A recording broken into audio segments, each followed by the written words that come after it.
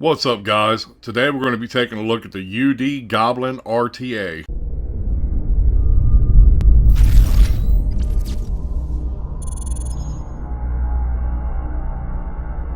So here's the package that it came in. You got your typical UD packaging. It's really nice. So right there is where your atomizer would sit. Obviously I already have mine out because I've been using it. On the back side, you got a screwdriver in here with some extra O-rings and some silica wick, user manual. But what we're after is this, the tank. We'll take this apart, clean out the e-juice, and then we're going to put a dual coil build on here. Okay guys, so I'm going to wrap two coils. I'm going to be using 26 gauge Kanthal. I'm going to wrap around a 5/64 drill bit. I'm going to need some tweezers, obviously a small screwdriver, Phillips, a pair of needle nose pliers, and a pair of cutters, and then a torch. And I've already pre-made two coils. I want to try to keep this video as short as I can. So there's one of my coils and the other one is right here. And these are 6 wraps of 26 gauge. And let's get started. As you can see, this has a nice 4-post design here. You got 2 positives and 2 negatives so that I can try to center this up the best I can. I'm going to go in this farthest positive and then over here in this negative. So I'm going to skip over that one and just push my coil up. And what I'm going to try to do is try to get this centered over top of that airflow hole. And that is a 3mm airflow hole. So this thing has massive airflow. So you want these up pretty close, man. You want to get them pretty... I'll show you as soon as I get this tightened down here real quick. There's not much room to build on this deck. And I already tried 26 gauge wrapped around a 3/32 and I just didn't have enough room. Okay, so this is what we have so far. Then I want to come over here, cut my leads off. And you want to get these as close as you possibly can. And here's my other one. I'm going to cut this really close. You want to hang on to those too. You don't want that wire to fly off and hit you in the eye or something. So here's what we got so far. And I'll get that straightened up. But what I'm going to do right now is just push that coil down. So when I come over here on this other side and I put my leads through, I don't want them to go through my coil or under my coil or anything like that. I want to be able to work on this as easy as possible, man. We want to make life simple. So there goes our other coil. As you can see, that come out went right over top, or actually right beside that. So I'm going to pull this up a little bit, hold it in place, and now I'm going to tighten this down. Tighten down my positive, and then come over here and tighten down my negative. Now I want to cut these leads off. Same thing with the other one. And then so far this is what we have. Okay, so now I'm going to insert this little screwdriver, and it's got this little edge on it right here. I'm going to use that edge to push my coil over. You want to be real gentle with this. I'm just trying to push it over just to center it over top of that airflow hole. Now I need to set these coils. So I'm going to fire this to heat them up.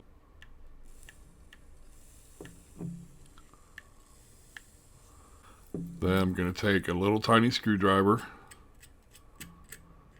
rake the coils.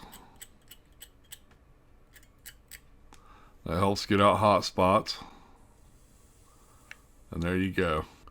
So once we have our coils set where we want them, they're lighting up from the inside out, it's time to wick it up. So for the wicking process, I'm going to be using some organic Japanese cotton. So now that we have our wicking material in here, then the question becomes, where do you cut it off at? Okay, like I said, I built this 4 or 5 times today already, trying to get a feel for this tank system. We want this cotton to lay right down inside them juice wells. I tried wicking it various other ways today, and man, it flooded and all kinds of stuff. So the best way that I found to do this, we're going to take our e-juice, whatever you plan on vaping. You just want to wet your cotton down. It's going to make it stick in them canals. I'm going to do one real quick and then I'll show you what I've done. Okay, so you see how I got that in there? So you want that wicking material to lay right down inside of them juice canals on both sides. And then right there in the center, you got your airflow. See that airflow hole? It's nice and wide open just underneath that coil. I'm going to do the same thing on the other side. You're going to have something similar to that right there.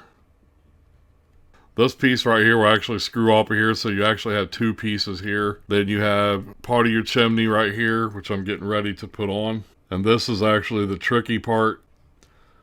So now let's take a look in here and see if it's moved on us at all. Everything still seems to be in place. We'll check our ohms before we go ahead and put this all back together. So let's check the ohms really quick. You see we come out to a 0.34, and I was actually looking for a 0.35, so this turned out pretty good. Now we just want to put our airflow control ring on, and it just slides right up on there. I'll put this back on the IPv3 for a moment. Now I can go ahead and put the top part of the chimney back on. So then we got our Pyrex glass, goes on next. Then our top portion of the tank.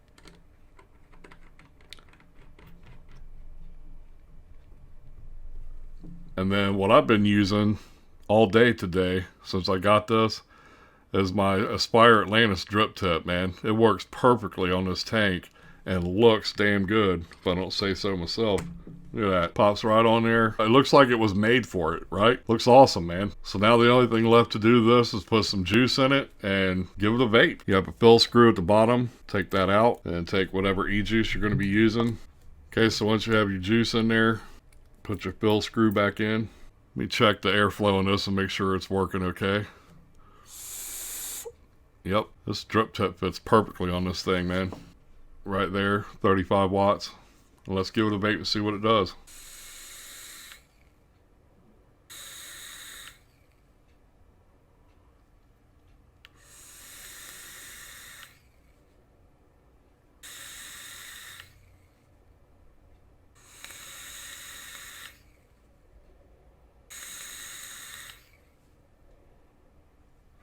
So I mean, as you can see, the vapor production on that was fantastic, man.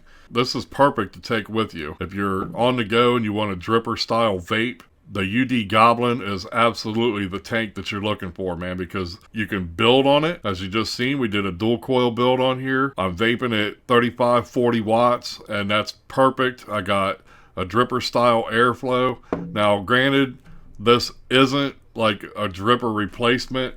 Like right here, I've got the Simple Mod with the CLT2 on it. This CLT vapes better than this as far as I'm concerned. I mean, the quality of the vape is just so much better on an RDA. I will say that out of the tank systems that I own, the top two that are on the market right now, in my personal opinion, that is the Subtank and the Atlantis. This right here, this tank, beats both of them. This has 2 positive posts and 2 negative posts, as you saw from the build deck when we built it. It's made of stainless steel. The tank is made of Pyrex glass. The height is 46 millimeters. The diameter is 22 millimeter. The tank capacity claims that it's 3.5 mils. I used a syringe earlier, and only 2.5 mils of it would go in here. This also has adjustable airflow like I was just talking about, with dual 3mm air holes, and then a spare parts bag, which was in the box. You get O-rings and some silica wick and a screwdriver and all that. This is the drip tip that they need to make for this.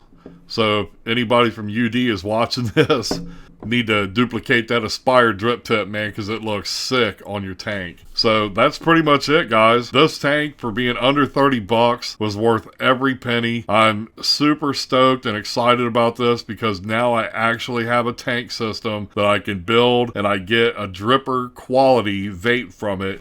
Like I say, it's not as good as an RDA, but it's not that far off either. I'm very excited about this tank. It was well worth every penny I paid for it. In fact, I think at under 30 bucks, this tank system was a steal. That's pretty much it, guys. So until next time, take care and happy vaping.